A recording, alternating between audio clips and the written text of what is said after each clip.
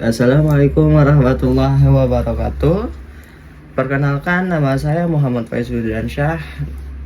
Nomor induk mahasiswa itu adalah 2023 04 01 066. Saya ingin mempresentasikan atau memberikan materi tentang hukum internasional yang diampu atau yang diajarkan oleh dosen bernama Bapak Ogianda Hafiz Juanda, SHLLM CLA CAP ARB CML CME CML titik C. Itu adalah yang saya hormati dan saya banggakan jadi salah satu dosen pengampu atau dosen mata kuliah hukum internasional. Di sini saya akan menjelaskan tentang materi hukum internasional, yaitu adalah hukum internasional, pengertian dasar hukum dan sumber hukum dan penerapannya. Sebentar. Pengertian hukum internasional adalah kesimpulan atau aturan dan norma yang mengatur hubungan antara negara, organisasi internasional, dan dalam kondisi tertentu individu dalam masyarakat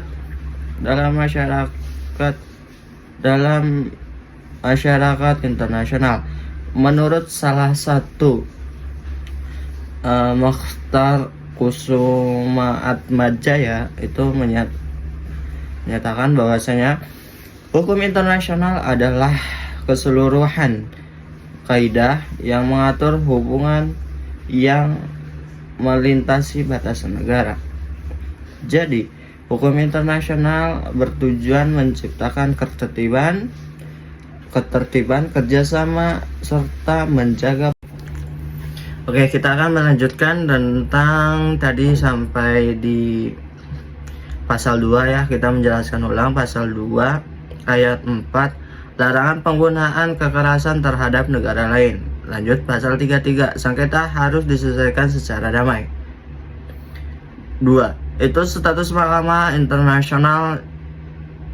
Pasal 38 ayat 1 menjelaskan sumber hukum internasional, yaitu isinya tentang apa? Tentang perjanjian internasional, kebebasan internasional, prinsip-prinsip hukum umum, putusan pengadilan, dan pendapat ahli sebagai sumber tambahan. Konvensi Wien 1969 mengatur hukum perjanjian internasional. Prinsip penting, setiap perjanjian wajib dipatuhi oleh para pihak. 4.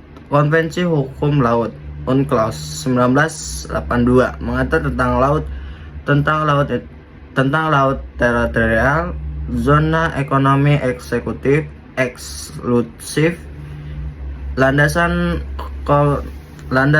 kontinen, dan kebebasan pelayaran. Indonesia telah meratifikasi melalui Undang-Undang Nomor 17 Tahun 1985. Sumber hukum internasional menurut pasal 38 Statute ICJ.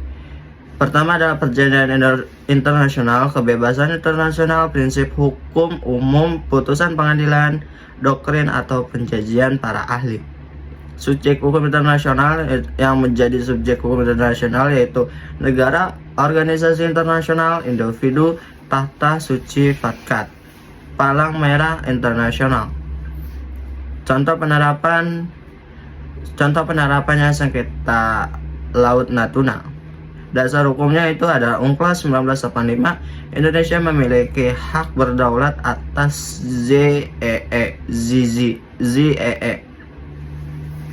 Konflik Rusia-Ukraina. Dasar hukumnya adalah Piagam PBB pasal 2 ayat 4. Larangan penggunaan kekuatan terhadap negara lain. Konflik Israel dan Palestina. Dasar hukumnya adalah Piagam PBB Konvensi Jenewa 1949, prinsip hak asasi manusia. Itu adalah peran Indonesia. Indonesia berperan melalui politik luar negeri bebas aktif, keanggotaan PBB, ASEAN, misi perdamaian dunia, pasukan Garuda, menyelesaikan sengketa secara damai. Kesimpulan ini bahwasanya kita akan menyampaikan bahwasanya hukum internasional mengatur hubungan antar negara dan organisasi internasional.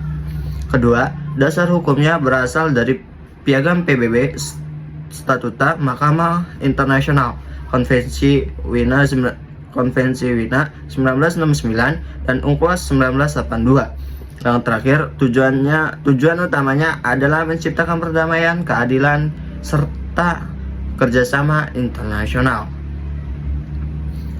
Selanjutnya,